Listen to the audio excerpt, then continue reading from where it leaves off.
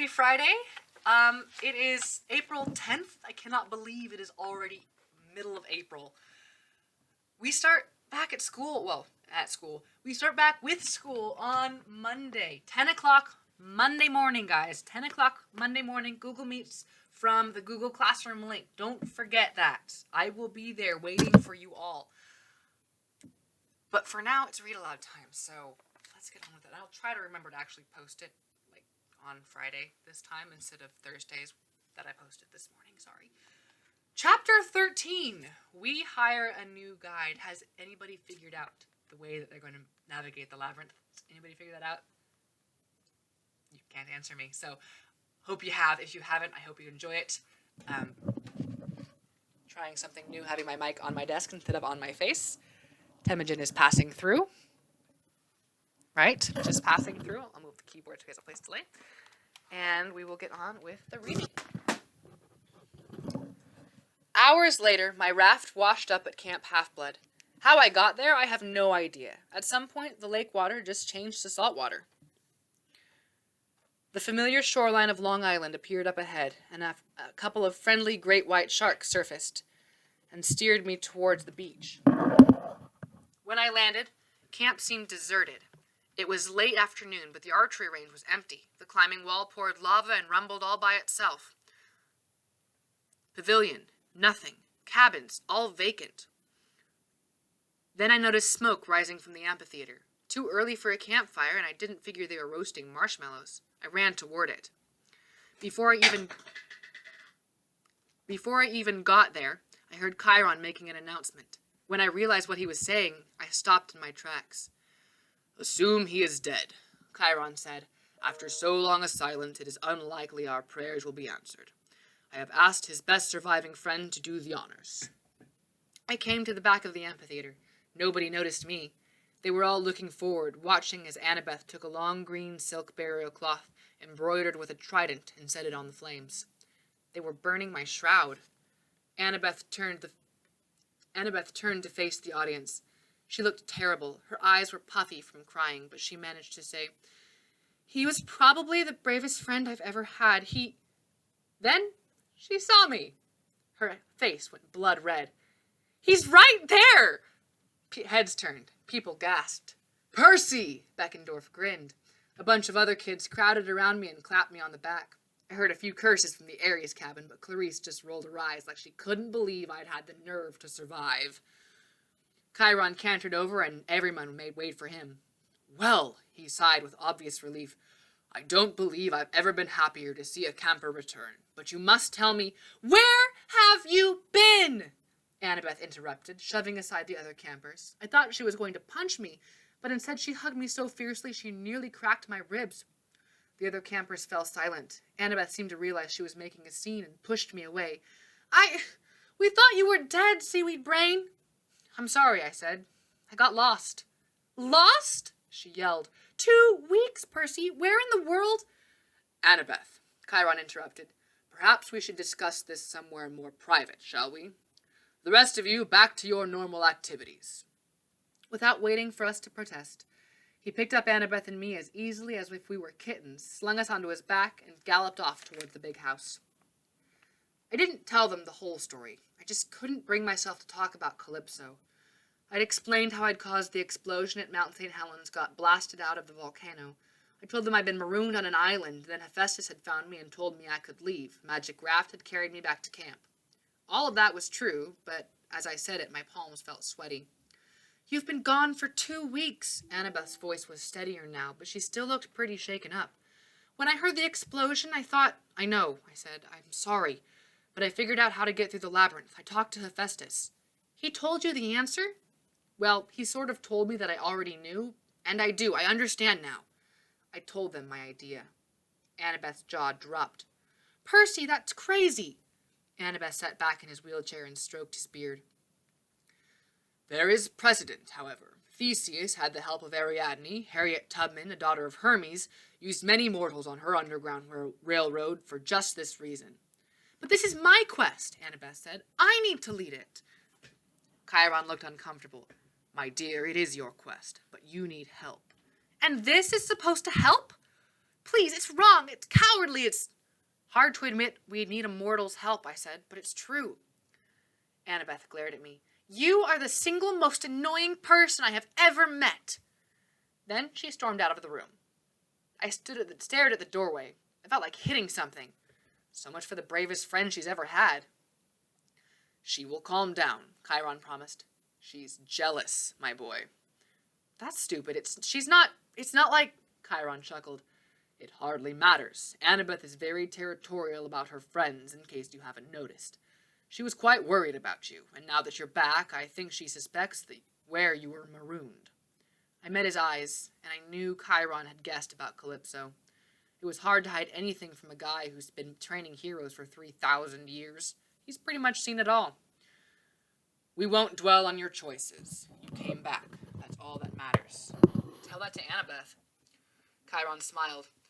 In the morning, I will have Argus take the two of you into Manhattan. You might stop by your mother's, Percy. She is understandably distraught.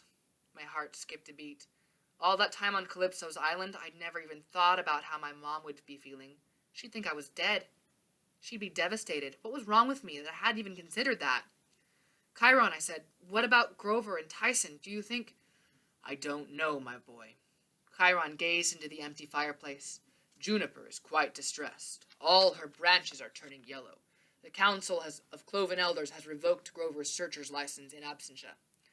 Assuming he comes back alive, they will force him into a shameful exile. He sighed. Grover and Tyson are very resourceful, however. We can still hope. I shouldn't have let them run off. Grover has his own destiny, and Tyson was brave to follow him. You would know if Grover was in mortal danger, don't you think?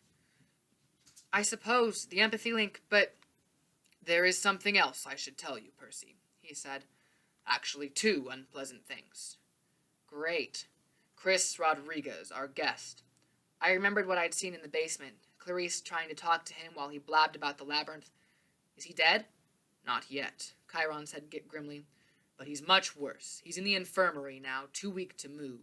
I had to order Clarice back to her regular schedule because she was at his bedside constantly. He doesn't respond to anything. He won't take food or drink. None of my medicines help. He has simply lost the will to live. I shuddered. Despite all the run-ins I'd had with Clarice, I felt horrible for her. She'd tried so hard to help him, and now that I'd been in the labyrinth, I could understand why it had been so easy for the ghost of Minos to drive Chris mad. If I'd been wandering around down there alone without my friends to help, I'd have never made it out. I am sorry to say, Chiron continued, the other news is less pleasant still. Quintus has disappeared. Disappeared? How? 3 nights ago he slipped into the labyrinth. Juniper watched him go. It appears you may have been right about him. He's a spy for Luke. I told Chiron about the Triple G Ranch, how Quintus had bought his scorpions there, and Garion had been supplying Kronos' armies. It can't be a coincidence. Chiron sighed heavily. So many betrayals. I had hoped Quintus would prove a friend. It seems my judgment was bad. What about Mrs. O'Leary? I asked. The Hellhound is still in the arena. It won't let anyone approach. I have not had the heart to force it into a cage or destroy it. Quintus wouldn't just leave her. As I said, Percy, we seem to have been wrong about him. Now, you should prepare yourself for the morning. You and Annabeth still have much to do. I left him in his wheelchair, staring sadly into the fireplace.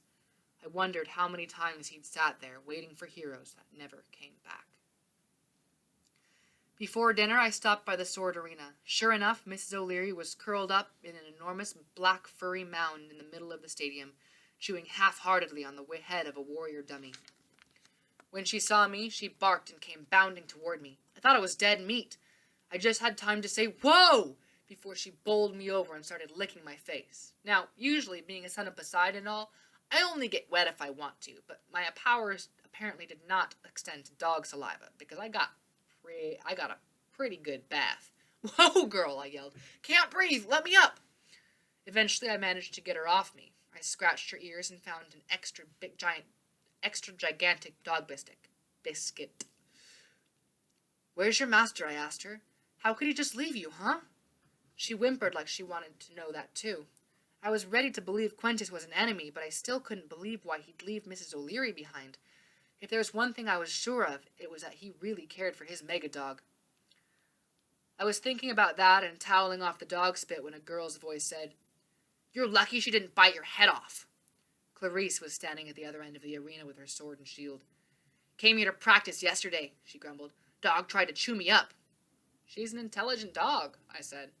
"Funny." She walked toward us. Mrs. O'Leary growled, but I patted her head and she calmed down. "Stupid hellhound," Clarice said. "Not going to keep me from practicing." "I heard about Chris," I said. "I'm sorry." Clarice paced a circle around the arena. When she came to the nearest dummy, she attacked viciously, chopping his head off with a single blow and driving her sword through its guts. She pulled the sword out and kept walking. "Yeah, well, sometimes things go wrong." Her voice was shaky. "Heroes get hurt. They die and the monsters just keep coming back." She picked up a javelin and threw it across the arena. It nailed the dummy straight between the eye holes of its helmet. She had called Chris a hero like he had never gone over to the Titan's side. It reminded me of the way Annabeth sometimes talked about Luke. I decided not to bring that up. "Chris was brave," I said. "I hope he gets better." She glared at me as if I were her next target. Mrs. O'Leary growled. "Do me a favor," Clarice told me. "Yeah, sure." "If you find Daedalus, don't trust him. Don't ask him for help. Just kill him. Clarice, because anyone who can make something like the labyrinth, Percy, that person is evil. Plain evil." For a second she reminded me of Eurytion the cowherd, her much older half-brother. She had the same hard look in her eyes as if she'd been used for the past 2,000 years and was getting tired of it. She sheathed her sword. "Practice time is over. From now on, it's for real." That night I slept in my own bunk, and for the first time since Calypso's Island, dreams found me. I was in the king's courtroom, a big white chamber with marble columns and a wooden throne. Sitting on it was a plump guy with curly red hair and a crown of laurels. At his side stood 3 girls who looked like his daughters. They all had his red hair and were dressed in blue robes. The doors creaked open and a herald announced, "Minos, king of Crete." I tensed, but the man on the throne just smiled at his daughters. "I can't wait to see the expression on his face." Minos, the royal creep himself, swept into the room. He was so tall and serious he made the other king look silly. Minos's pointed beard had gone gray. He looked thinner than the last time I dreamed of him, and his sandals were splattered with mud, but the same cruel light shined in his eyes. He bowed stiffly to the man on the throne. "King Cacalus, I understand you solved my little riddles." Cacalus smiled. "Hardly little, Minos, especially when you advertise across the world that you are willing to pay 1,000 gold talents to the one who can solve it. Is the offer genuine?" Minos clapped his hands. 2 buff guards walked in, struggling with a big wooden crate. They set it at Cacalus's feet and opened it. Stacks of gold bars glittered. It had to be worth like $1 gazillion. Cacalus whistled appreciatively. "You must have bankrupted your kingdom for such a reward, my friend." "That is not your concern." Cacalus shrugged. "The riddle was quite simple, really. One of my retainers solved it." "Father," one of the girls warned. She looked like the oldest, a little taller than her sisters. Cacalus ignored her. He took a spiral seashell from the folds of his robe. A silver little string had been threaded through it, so it hung like a huge bead on a necklace. Minos stepped forward and took the shell. "One of your retainers, you say? How did he thread the string without breaking the shell?" "He used an ant, if you can believe it. Tied a silk string to the little creature and coaxed it through the shell by putting honey at the far end." "Ingenious man," Minos said. "Oh, indeed, my daughter's tutor. They are quite fond of him." Minos's eyes turned cold. "I would be careful of that." I wanted to warn Cacalus. "Don't trust that guy. Throw him in the dungeon with some man-eating lions or something." But the red-headed king just chuckled. "Not to worry, Minos. My daughters are wise beyond their years. Now about my gold." "Yes," Minos said. "But you see, the gold is for the man who solved the riddle. And there can only be one such man. You are harboring Daedalus." Cacalus shifted uncomfortably on his throne. "How is it that you know this is his name?" "He is a thief," Minos said. "He once worked in my court, Cacalus. He turned my own daughter against me. He helped a usurper make a fool of me right in my own palace, and then he escaped justice. I had been pursuing him for 10 years. I knew nothing of this, but I have offered the man my protection. He has been most useful. I offer you a choice, Minos said. Turn over the fugitive to me, and this gold is yours, or risk making me your enemy. You do not want Crete as your enemy. Cacallus paled. I thought it was stupid for him to look so scared in the middle of his own throne room. He should have summoned guards, summoned his army or something. Minos only had 2 guards, but Cacallus just sat there sweating on his throne. Father, his oldest daughter said, you can't silence Aelia. Cacallus twisted his beard. He looked again at the glittering gold. This pains me, Minos. The gods do not love a man who breaks his oath of hospitality. The gods do not love those who harbor criminals either. Cacallus nodded. Very well, you shall have your man in chains. Father! Aelia said again. Then she caught herself and changed her voice to a sweeter tone. At least let us feast our guest first. After his long journey, he should be treated to a hot bath, new clothes, and a decent meal. I shall be honored to draw the bath myself. She smiled prettily at Minos, and the old king grunted. I suppose a bath would not be amiss. He looked at Cacallus. I will see you at dinner, my lord, with the prisoner. This way, your majesty, Aelia said. She and her sisters led Minos out of the chamber. I followed them into the bath chamber decorated with mosaic tiles. Steam filled the air. A running water faucet poured hot water into the tub. Aelia and her sisters filled it with rose petals and something that must have been ancient Greek mist or bubble, because soon the water was covered with multicolored foam. The girls turned aside as Minos dropped his robes and slipped into the bath. Ah, he smiled. An excellent bath. Thank you, my dears. The journey has been long indeed. You've been chasing your prey 10 years, my lord? Aelia asked, batting her eyelashes. You must be very determined. I never forget a debt. Minos grinned. Your father was wise to agree to my demands. Oh, indeed, my lord, Aelia said. I thought she was laying on the flattery pretty thick, but the old guy was eating it up. Aelia's sisters trickled scented oil over the king's head. You know, my lord, Aelia said, Daedalus thought you would come. He thought the riddle might be a trap, but he couldn't resist solving it. Minos frowned. Daedalus spoke to you about me? Yes, my lord. He is a bad man, princess. My own daughter fell under his spell. Do not listen to him. He is a genius, said Aelia, and he believes a woman is just as smart as a man. He was the first ever to teach us as if we had minds of our own. Perhaps your daughter felt the same way. Minos tried to sit up, but Aelia's sisters pushed him back into the water. Aelia came up behind him. She held 3 tiny orbs in her palm. At first I thought they were bath beads, but she threw them in the water and the beads spouted bronze threads that began wrapping around the king, tying him up at the ankles, binding his wrists to his sides, circling his neck. Even though I hated Minos, it was pretty horrible to watch. He thrashed and cried out, but the girls were much stronger. Soon he was helpless, lying in the bath with just his chin above the water. The bronze strands were still wrapping around him like a cocoon, tightening across his body. What do you want? Minos demanded. Why do you do this? Aelia smiled. Daedalus has been kind to us, your majesty, and I do not like you threatening our father. You tell Daedalus, Minos growled. You tell him I will hound him even after death. If there is any justice in the underworld, my soul will haunt him for eternity. Brave words, your majesty, Aelia said. I wish you luck finding your justice in the underworld. And with that, the bronze thread wrapped around Minos' face, making him a bronze mummy. The door of the bathhouse opened. Daedalus stepped in, carrying a traveler's bag.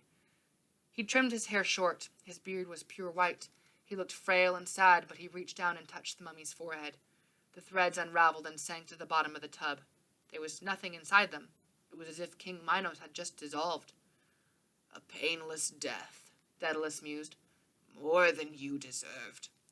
Thank you, my princesses. Aelia hugged him. You cannot stay here, teacher, when our father finds out. Yes, Daedalus said. I fear I have brought you trouble. Oh no, do not worry for us. Father will be happy enough to take that old man's gold, and Crete is a very long way away. But he will blame you for Minos' death. You must flee somewhere safe. Somewhere safe, the old man repeated. For years I have fled from kingdom to kingdom, looking for somewhere safe. I fear Minos told the truth. Death will not stop him from hounding me. There is no place under the sun that will harbor me once word of this crime gets out. Then where will you go? Elias said. A place I swore never to enter again, Daedalus said. My prison may be my only sanctuary. I do not understand, Elias said. It is best you did not. But what of the underworld? One of her sisters asked.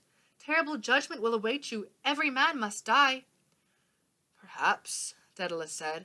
Then he brought a scroll from his traveling bag, the same scroll I'd seen in my last bat dream, with his nephew's notes. Or perhaps not. He patted Aaliyah's shoulder, then blessed her and her sisters. He looked down once more at the coppery threads glinting in the bottom of the bath. Find me if you dare, king of ghosts. He turned toward the mosaic wall and touched a tile. A glowing mark appeared, a Greek, delta, triangle, and the wall slid aside. The princesses gasped. You never told us of secret passages, Elias said. You have been busy. The labyrinth has been busy, Daedalus corrected. Do not try to follow me, my dears, if you value your sanity. My dream shifted. I was underground in a stone chamber. Luke and another half-blood warrior were studying a map by flashlight. Luke cursed. It should have been the last turn. He crumpled the map and tossed it aside. Sir, his companion protested. Maps are useless here, Luke said. Don't worry, I'll find it. Sir, is it true that the larger the group, the more likely you'll get lost? Yeah, that's true. Why do you think we sent out solo explorers to begin with? But don't worry. As soon as we have the thread, we can lead the vanguard through. But how will we get the thread? Luke stood, flexing his fingers. Oh, Quintus will come through. All we have to do is reach the arena.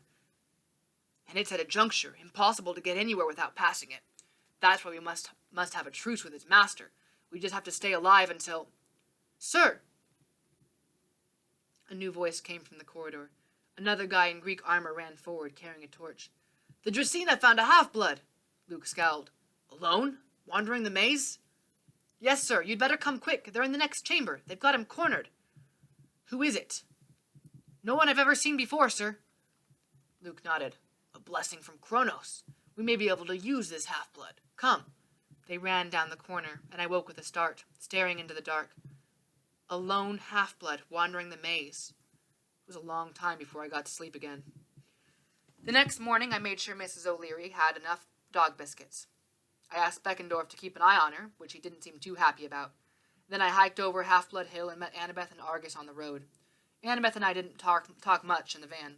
Argus never spoke, probably because he had eyes all over his body, including, so I'd heard, the tip of his tongue, and he didn't like to show that off. Annabeth looked queasy, as if she'd slept even worse than me. Bad dreams? I asked her at last. She shook her head. An Iris message from Eurytion. Eurytion? Is something wrong with Nico? He left the ranch last night, heading back into the maze. What? Didn't Eurytion try to stop him? Nico was gone before he woke up. Orthus tracked his scent as far as the cattle guard. Eurytion said he'd been hearing Nico talk to himself these last few nights. Only now he thinks Nico was talking with the ghost again. Minos. He's in danger, I said. No kidding. Minos was one of the judges of the dead, but he's got a vicious streak a mile wide. I don't know what he wants with Nico, but that's not what I meant, I said. I had this dream last night. I told her about Nico, how he'd mentioned Quintus, and how his man had found a half-blood alone in the maze. Annabeth's jaw clenched. That's very, very bad. So what do we do? She raised an eyebrow. Well, it's a good thing you have a plan to guide us, huh? It's just Temujin hacking up a hairball. It was Saturday, and traffic was heavy going into the city. We arrived at my mom's apartment around noon. When she answered the door, she gave me a hug only a little less overwhelming than having a hellhound jump on you. I told them you were all right, my mom said, but she sounded like the weight of the sky had just been lifted off her shoulders, and believe me, I know firsthand how that feels. She set us down at the kitchen table and insisted on feeding us her special blue chocolate chip cookies while we caught her up on the quest. As usual, I tried to water down the frightening part, which was pretty much everything, but somehow that just made it seem even more dangerous.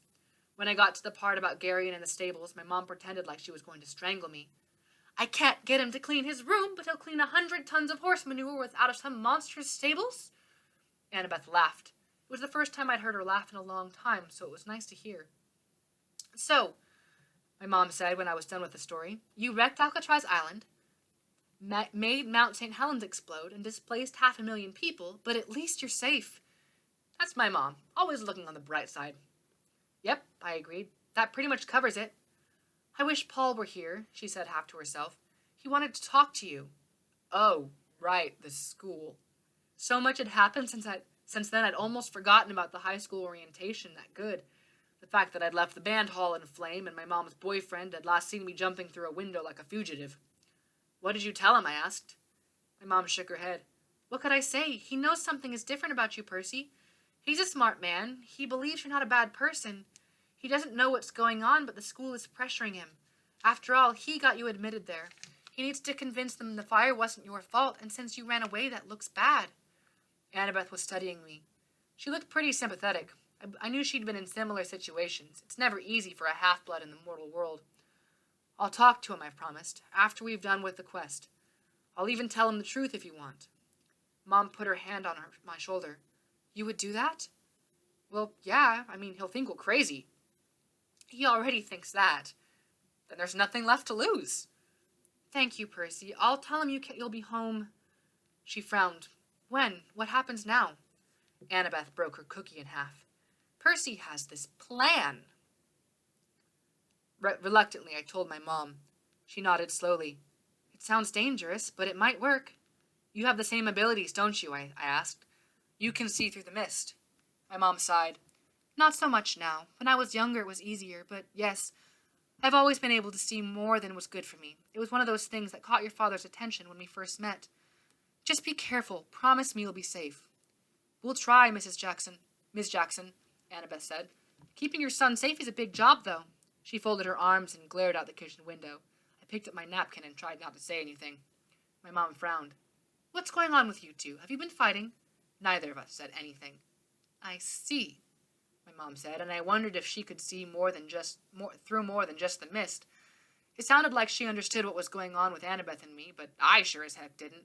Well, remember, she said, Grover and Tyson are counting on you two. I know, Annabeth and I said at the same time, which embarrassed me even more. My mom smiled. Percy, you'd better use the phone in the hall. Good luck. I was relieved to get out of the kitchen, even though I was nervous about what I was about to do.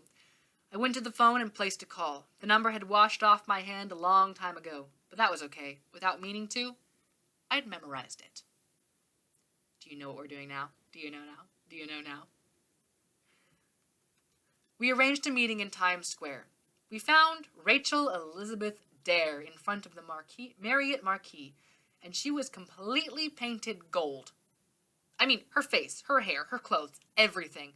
She looked like she'd been touched by King Midas. Midas, not Minos. She was standing like a statue with 5 other kids, all painted metallic, copper, bronze, silver. They were frozen in different poses while tourists hustled past or stopped to stare. Some passerby threw money at the tarp on the sidewalk.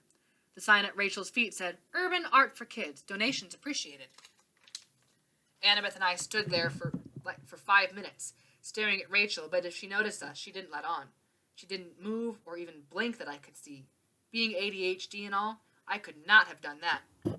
Standing still that long would have driven me crazy. It was weird to see Rachel in gold, too. She looked like a statue of somebody famous, an actress or something. Only her eyes were normal green. Maybe if we push her over? Annabeth suggested. I thought that was a little mean, but Rachel didn't respond. After a few minutes, a kid in silver walked up from the hotel taxi stand, where he'd been taking a break. He took a pose like he was lecturing the crowd right next to Rachel. Rachel unfroze and stepped off the tarp. Hey, Percy, she grinned. Good timing. Let's get some coffee. We walked down to a place called Java Moose on West 43rd. Rachel ordered an espresso extreme, the kind of stuff Grover would like. Annabeth and I got fruit smoothies, and we sat at the table right under the stuffed moose. Nobody even looked twice at Rachel in her golden outfit. So, she said, it's Annabelle, right? Annabeth, Annabeth corrected. Do you always dress in gold? Not usually, Rachel said. We're raising money for our group. We do volunteer art projects for elementary kids because they're cutting arts from the schools, you know. We do this once a month, taking about $500 on a good weekend. But I'm guessing you don't want to talk about that. You're a half-blood too? Shh, Annabeth said, looking around. Just announce it to the world, how about? Okay. Rachel stood up and said really loud, Hey, everybody! These two aren't human! They're half-Greek god! Nobody even looked over. Rachel shrugged and sat down. They don't seem to care.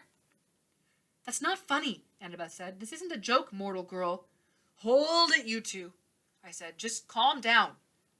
I'm calm, Rachel insisted. Every time I'm around you, some monster attacks us. What's to be nervous about? Look, I said. I'm sorry about the band room. I hope you didn't get kicked out. I hope they didn't kick you out or anything. Nah, they just asked a lot of questions about you. I played dumb. Was it hard? Annabeth asked. Okay, stop, I intervened. Rachel, we got a problem and we need your help. Rachel narrowed her eyes at Annabeth. You need my help? Annabeth stirred her straw in her smoothie. Yeah, she said sullenly. Maybe. I told Rachel about the labyrinth and how we needed to find Daedalus. I told her what had happened the last few times we'd gone in. So you want me to guide you, she said, through a place I've never been? You can see through the mist, I said. Just like Ariadne. I'm betting you can see the right path. The labyrinth won't be able to fool you as easily. And if you're wrong, then we'll get lost. Either way, it'll be dangerous. Very, very dangerous. I could die. Yeah. I thought you said monsters didn't care about mortals. That sort of yours... Yeah, I said. Celestial bronze doesn't hurt mortals. Most monsters would ignore you. But Luke, he doesn't care. He'll use mortals, demigods, monsters, whatever, and he'll kill anybody who gets in his way. Nice guy, Rachel said. He's under the influence of a titan, Annabeth said, defensively. He's been deceived. Rachel looked back and forth between us. Okay, she said. I'm in. I blinked. I hadn't figured it would be so easy. Are you sure? Hey, my summer was going to be boring. This is the best offer I've gotten yet, so what do I look for? We have to find an entrance to the labyrinth, Annabeth said. There's an entrance at Camp Half-Blood, but you can't go there. It's off limits to mortals. She said mortals like it was some kind of terrible condition, but Rachel just nodded. Okay, what does an entrance to the labyrinth look like? It could be anything, Annabeth said. A section of wall, a boulder, a doorway, a sewer entrance, but it would have the mark of Daedalus on it. A Greek delta, a triangle, glowing in blue. Like this? Rachel drew the symbol delta in water on the table. That's it, Annabeth said. You know Greek? No, Rachel said. She pulled a big blue plastic hairbrush from her pocket and started brushing gold out of her hair. Let me get changed. You'd better come with me to the Marriott. Why? Annabeth asked. Because there's an entrance like that in the hotel basement where we store our costumes. It's got the mark of Daedalus. Were you right? Did you guess it? That's the end of chapter 13. Chapter 14 is My Brother Duels Me to the Death. And we will get to that either tomorrow or Monday. I'm not sure yet. Depends on what I'm doing tomorrow. Maybe tomorrow I'll take a break from all the school that I've been doing for the past 2 weeks. So, Monday, 10 o'clock in the morning on April 13th, which, if you're wondering, is my husband's birthday. But he won't be here. He'll be downstairs working. I'll see you Monday, 10 o'clock in the morning. Have a good weekend. Happy Easter. Don't forget that this weekend's Easter. Have a piece of chocolate for me if you can. And